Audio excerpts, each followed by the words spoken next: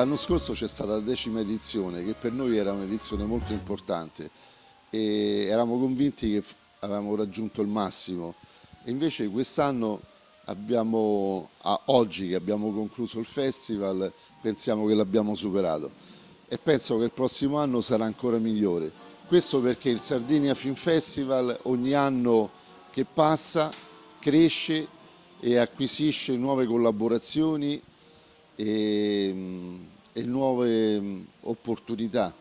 Tutti i cortometraggi che sono stati proiettati, che sono il frutto di una selezione di 1200 cortometraggi, quindi ha portato un grosso lavoro per la giuria di preselezione,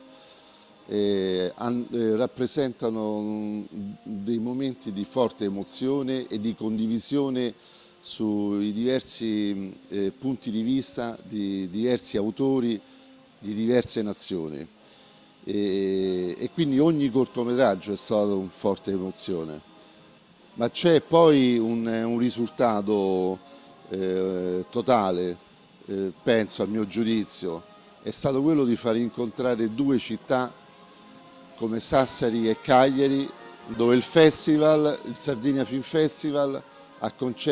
riconosciuto il valore del progetto culturale della città di Cagliari,